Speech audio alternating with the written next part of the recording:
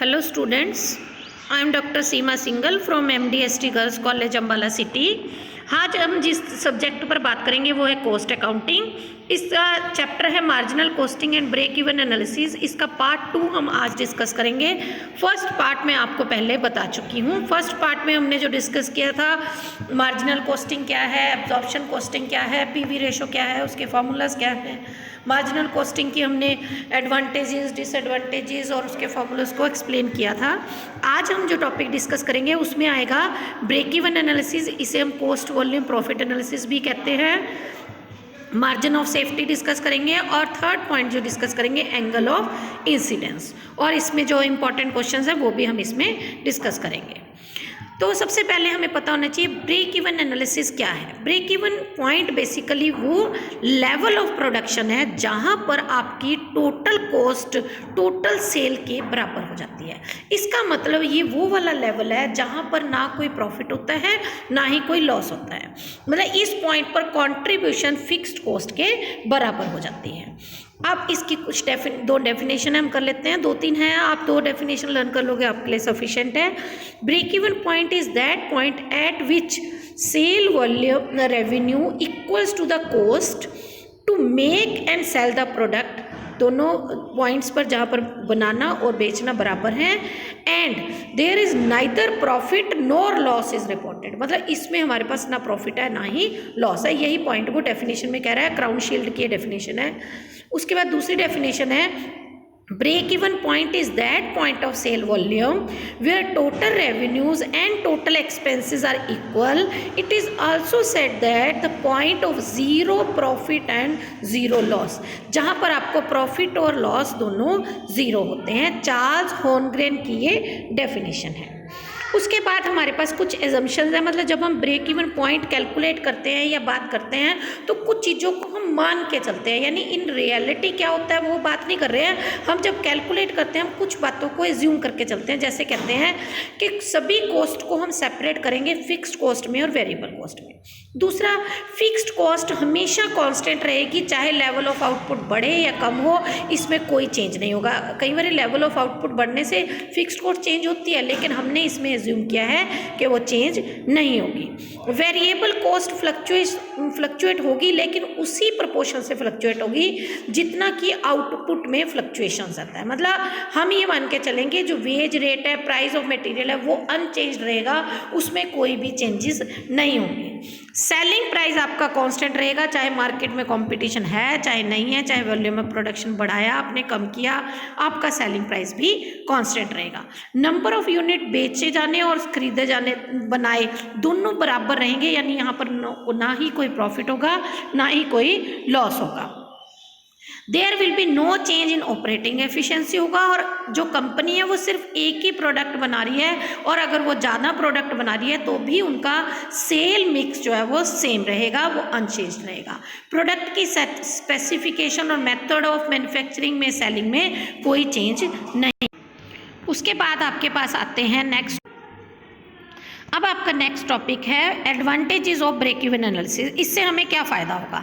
It helps in determining the optimum sales volume. उसके बाद ये हमें बताएगा कि सप्लाई, नए ऑर्डर के लिए कितनी सप्लाई हम रिसीव करें कि हमें उसमें प्रॉफिट ज़्यादा से ज़्यादा हो, प्रॉफिटेबल हो। मतलब ऐसा तो नहीं है कि हम इतने सप्लाई कर रहे हैं कि हमारा no profit no loss point है, वो तो नहीं है।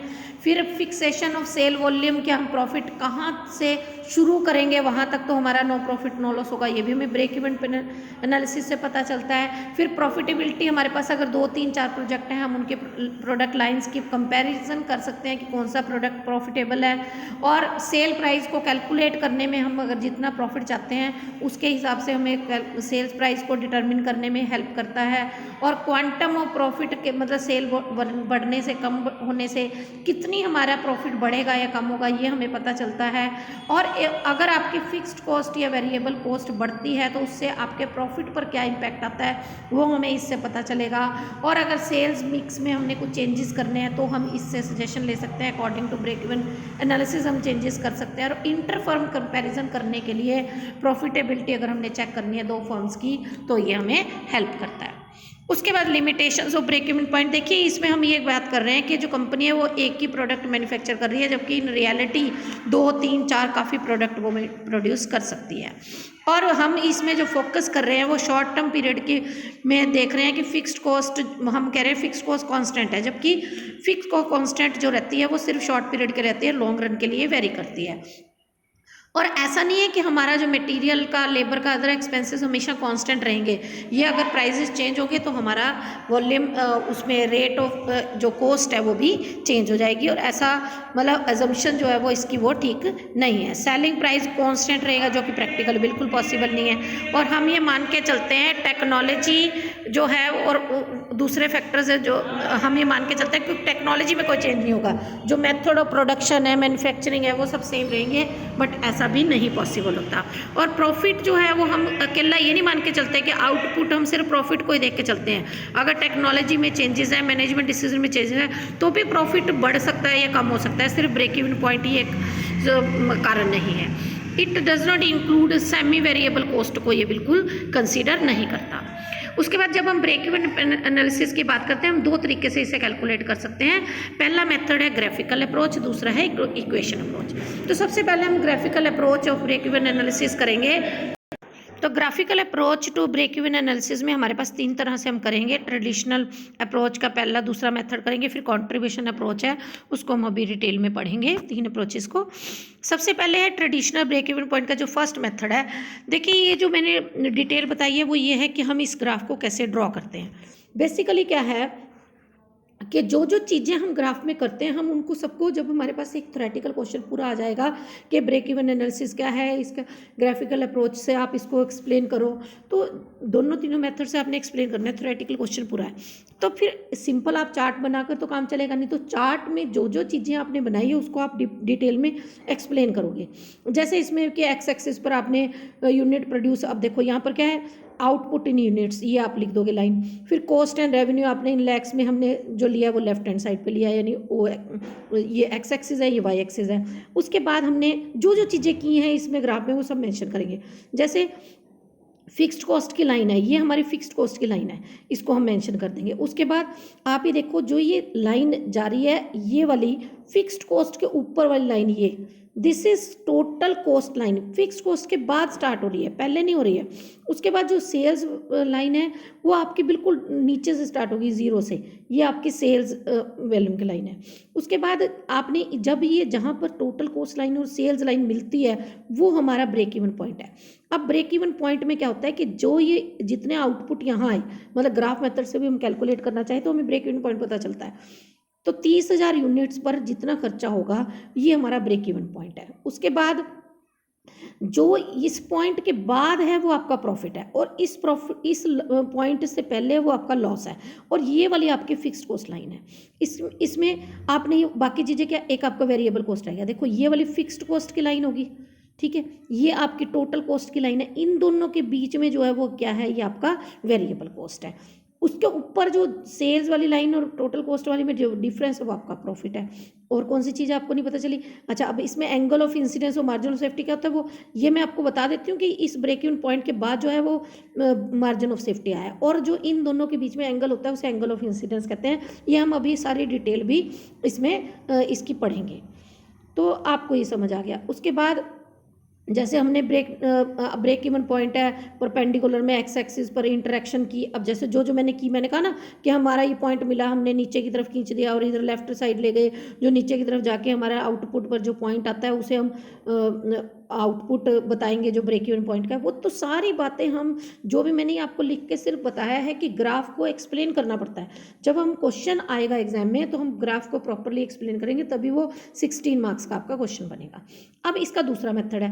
पहले मेथड में हमने क्या किया था, यहाँ पर एक लाइन लगाई थी फिक्स्ड कॉस्ट की लाइन, ठीक है, लेकिन यहाँ पर हमने फिक्स्ड कॉस्ट की लाइन लगानी। हमने क्या करना है, जो हमारी वेरिएबल कॉस्ट है वो नीचे से स्टार्ट हो जाती है, वो हमने उसकी लाइन लगा देनी है। उसके बाद वेरिएबल कॉस्ट के पैरेलल आपकी लाइन जो चली जाएगी वो टोटल कॉस्ट की जाएगी। आप ये ध्यान दें कि टोटल कॉस्ट की लाइन हमने किस पॉइंट से शुरू करी है, जहाँ से फिक्स्ड कॉस्ट आपकी स्टार्ट होती है। तो फिक्स्ड कॉस्ट के बाद आपकी कौन सी होगी, वेरिएबल कॉस्ट की लाइन, और इन दोनों के जो बीच में डिफरेंस है वो आपकी फिक्स्ड कॉस्ट है, यानी वेरिएबल कॉस्ट लाइन और टोटल कॉस्ट लाइन। और जो सेल्स लाइन है वो आपके बीच में से जा रही है, देखा आपने। तो सेल्स लाइन आपके बीच में से जा रही है, वही बाकी सारी चीज़ सेम है कि अब जहाँ पर पॉइंट मिलेगा वो आपका ब्रेक इवन पॉइंट है, टोटल कॉस्ट लाइन, ये लॉस एरिया है, ये प्रॉफिट एरिया है, ये सारी चीज़ें बाकी सेम रहेंगी। सिर्फ इसमें यह है कि आप फिक्स्ड कॉस्ट की लाइन नहीं बनाते, आप वेरिएबल कॉस्ट की लाइन बनाते हो। ठीक है जी। उसके बाद तीसरा मेथड जो है वो कंट्रीब्यूशन मेथड है। इसमें और उसमें क्या फ़र्क है, इसमें क्या देखो, फिक्स्ड कॉस्ट की लाइन आपकी पहले जैसे बनती है वैसी बनेगी, सेल्स की लाइन वो भी ऐसे ही बनेगी। यहाँ पर आपकी टोटल कॉस्ट और वेरिएबल कॉस्ट लाइन की बजाय आपकी कंट्रीब्यूशन लाइन बनेगी। कंट्रीब्यूशन कैसे निकलता है, टोटल कॉस्ट में जो सेल्स में से जब वेरिएबल कॉस्ट माइनस कर देते हैं तो आपका कंट्रीब्यूशन निकलता है, तो आप कंट्रीब्यूशन निकालोगे, तो कंट्रीब्यूशन निकालने के बाद आपकी लाइन ड्रॉ कर देंगे। अब आपको पॉइंट आता है कि आपका ब्रेक इवन पॉइंट कौन सा होगा, जो फिक्स्ड कॉस्ट और कंट्रीब्यूशन जहां मिलेंगे वो आपका ब्रेक इवन पॉइंट होगा।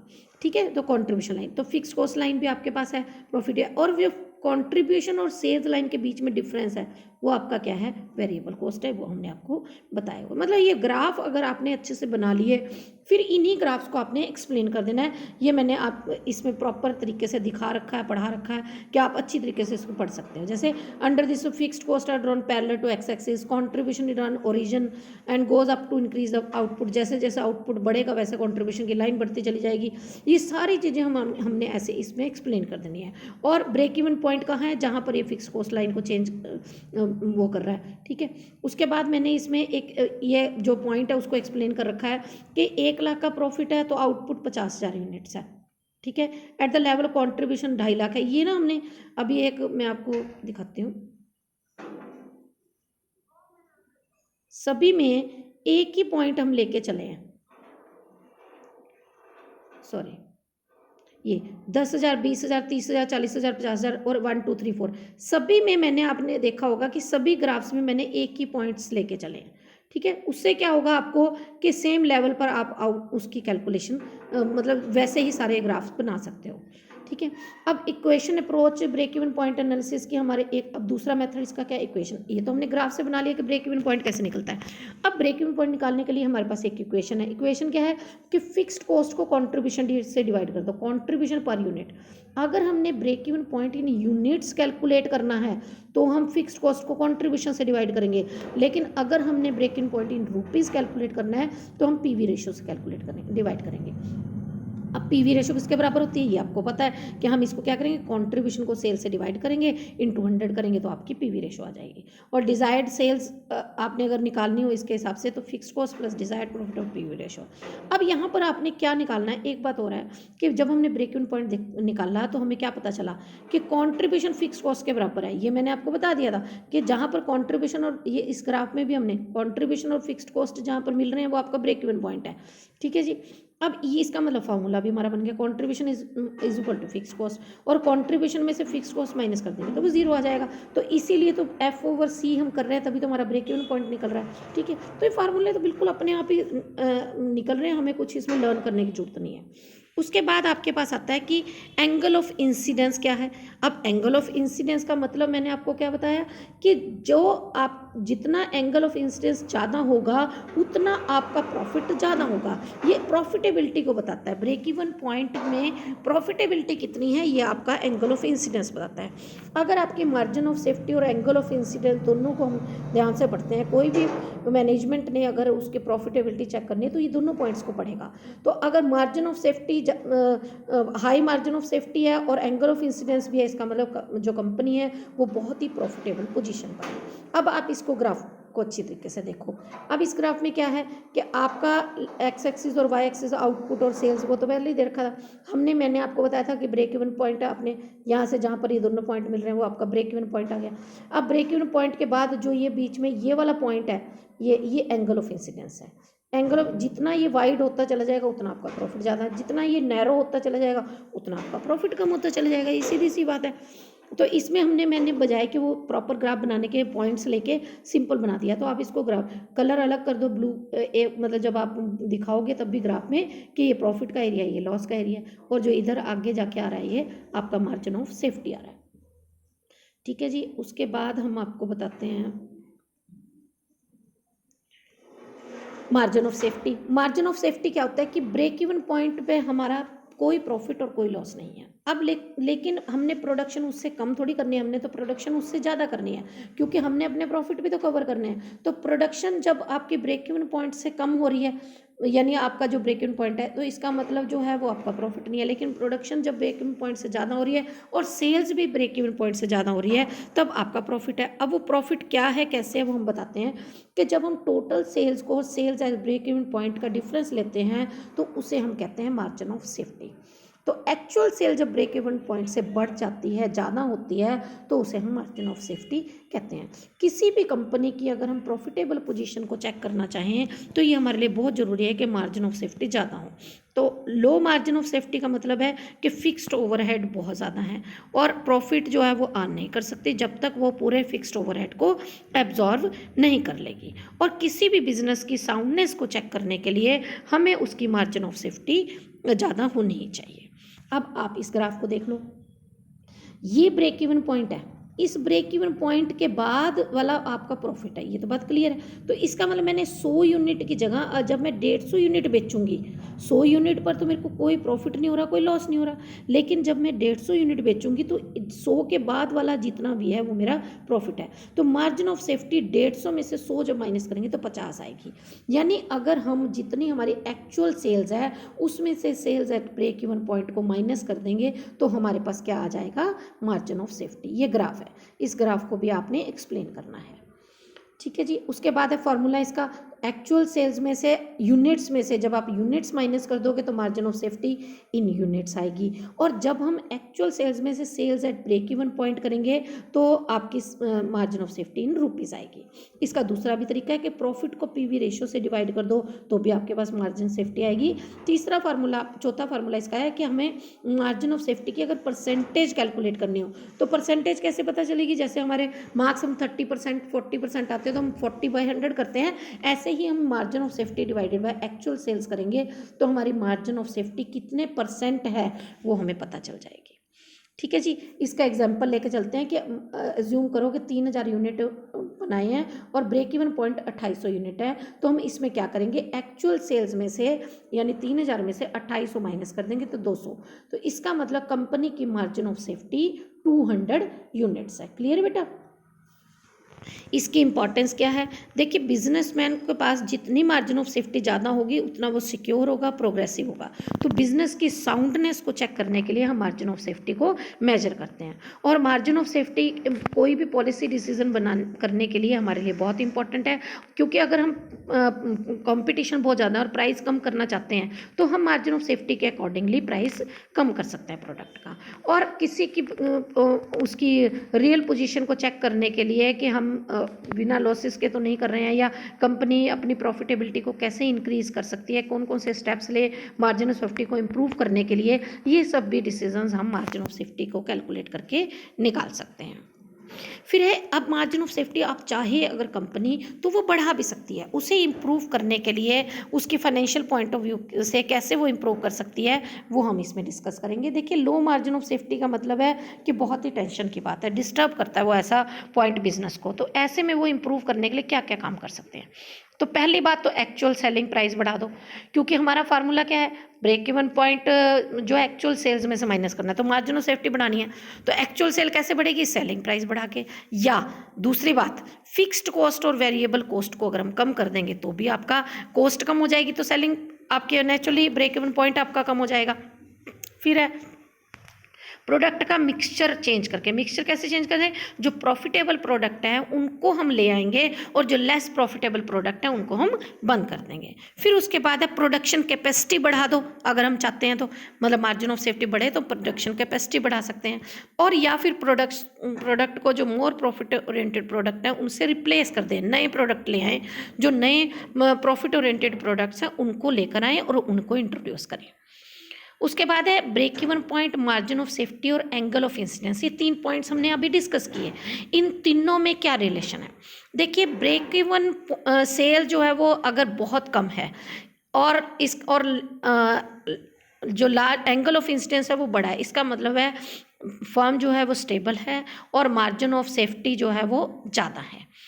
और अगर ब्रेक इवन सेल्स लो है बट जो मॉडरेट एंगल ऑफ इंसिडेंस है, इसका मतलब बिजनेस स्टेबल है ठीक है, लेकिन प्रॉफिट अर्निंग रेट इतना ज़्यादा नहीं है जितना हम चाहते हैं। और इन दोनों के ऑपोजिट अगर ब्रेक इवन पॉइंट बहुत हाई है, एंगल ऑफ इंसिडेंस लो है, इसका मतलब मार्जिन ऑफ सेफ्टी उसकी कम है, that is not good for any company. अब आप ये वाला जो ग्राफ है इसको देख के, इस ग्राफ को देख के आप सारी चीज़ों को जज कर सकते हो। यहाँ मार्जिन ऑफ सेफ्टी है, देखो अगर ये जो ये एरिया है अगर ये वाइड होता चला जाएगा, इसका मतलब एंगल ऑफ इंसिडेंस ज़्यादा है, तो इसका मतलब प्रॉफिट बढ़ता चला जाएगा। प्रॉफिट बढ़ कैसे रहा है, ये अगर ऐसे हो जाएगा तो आपका ये ऐसे हो जाएगा, मार्जिन ऑफ सेफ्टी भी बढ़ जाएगा, ये वाला एंगल बढ़ जाएगा। यानी आपने इस चीज़ को, और ब्रेक इवन पॉइंट अगर शिफ्ट हो जाए यानी ब्रेक इवन पॉइंट कम पॉइंट पर आपका नो प्रॉफिट और नो लॉस हो तो ये बढ़ता चला जाएगा। यानी ये सारी चीज़ें आपस में रिलेटेड है, लिंक्ड है। इन सब चीज़ों को आपने ध्यान से देखा जाए तो आप ग्राफ से हर चीज़ को अच्छी तरीके से समझ सकते हो। ठीक है बेटा, तो ये हमने क्या क्या पॉइंट्स कर लिए, ब्रेक इवन पॉइंट क्या है और उसकी ग्राफिकल क्या है, मार्जिनल सेफ्टी क्या है और एंगल ऑफ इंसिडेंस क्या है। तो इसी चैप्टर में जब हमने पहला चैप्टर करा था, पहले वीडियो करी थी, उसमें हमने कुछ चीज़ें पढ़ी थी, उन सब चीज़ों को और इन ब्रेक इवन पॉइंट एनालिसिस इन सब को मिलाकर हमारे पास कुछ शॉर्ट आंसर टाइप क्वेश्चन है जो 4 नंबर में आपके पास आते हैं, वो हम इसमें देखते हैं। जैसे मार्जिनल कॉस्टिंग और एब्जॉर्प्शन कॉस्टिंग में डिफरेंस क्या है, दोनों अलग अलग भी आ सकते हैं कि आप मार्जिनल कॉस्टिंग सिस्टम से क्या समझते हो, कंट्रीब्यूशन क्या होता है, ठीक है, और what do you understand by profit volume ratio, PV ratio, और इसे कैसे कैलकुलेट किया जा सकता है, ये हम 4 नंबर में आ सकता है हमारे पास।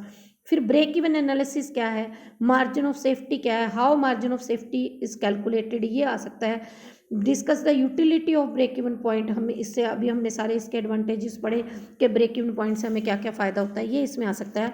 और एंगल ऑफ इंसिडेंस क्या है, ये भी इसमें हम शॉर्ट आंसर टाइप क्वेश्चन में आ सकता है। ठीक है जी, हमें मतलब चैप्टर को ब्रीफली पूरी तरीके से डिटेल्ड पढ़ना है, कोई भी शॉर्ट आंसर टाइप क्वेश्चन कहीं से भी आ सकता है, उसके लिए कोई वो नहीं है कि जरूरी कि आपका कोई स्पेसिफिक पीछे एक्सरसाइज में क्वेश्चन दे रखे वहीं आए हैं, चैप्टर में से कहीं से कुछ भी आ सकता है। फिर उसके बाद आपके पास आते हैं long answer type questions. Long answer type में आ जाता है explain the concept of marginal costing, how is it is different from absorption costing, ये पॉइंट लिखना रह गया, यहाँ एब्जॉर्प्शन कॉस्टिंग लिख देना बेटा। फिर उसके बाद what do you understand by marginal costing, the advantages and limitations.